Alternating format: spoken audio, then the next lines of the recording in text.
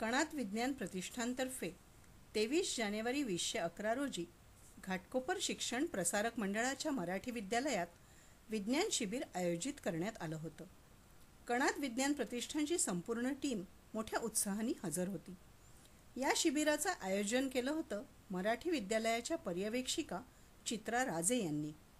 विज्ञान नावाची भन्नाट गंमत या भाषणात डॉक्टर सुधीर थत्ते यांनी मुलांना हसवता हसवता विज्ञानाची मूलभूत तत्त्व उलगडून दाखवली आणि विज्ञानाची आपल्या दैनंदिन आयुष्याशी कशी सांगड घालता येईल हे मुलांना सांगितलं. प्राध्यापिका शीला ठाकरे यांनी गणितातल्या गमती सांगून मुलांना गणित हा सुद्धा किती बहारदार विषय आहे याची खात्री पटवली. त्यांच्या भाषणाने मुलांच्या मनातलं गणिताचा बाऊ दूर करून गणितात गोडी निर्माण करण्याची किमया करून दाखवली.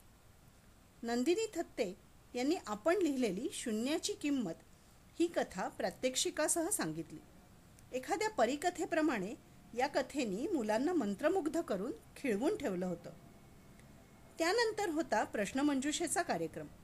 विज्ञानातले कळीचे प्रश्न विचारून आरती थत्ते यांनी मुलांच्या ज्ञानाची परीक्षा घेतली. उत्तरं देण्यासाठी मुलांमध्ये अहमहमिका लागली होती. idea.com हा कार्यक्रम नेहमीपेक्षा खूप वेगळा होता. आपापसात चर्चा करून नेहमीपेक्षा वेगळ्या कल्पना लढवून खऱ्या आयुष्यातले प्रश्न वैज्ञानिक पद्धतीने सोडवायचं आव्हान मुलांनी उत्तम रीतीने पेललं. मुलांनी मांडलेल्या नवनवीन कल्पना वाखाणण्याजोग्या होत्या.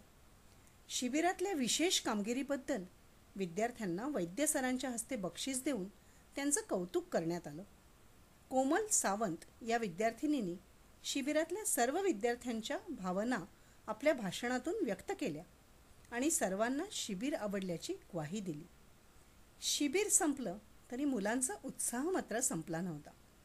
आपल्या मनातले प्रश्न आणि कल्पना यांना वाट करून देण्यासाठी मुलांनी कणाद विज्ञान प्रतिष्ठानच्या कार्यकर्त्यांना गराडाच घातला होता.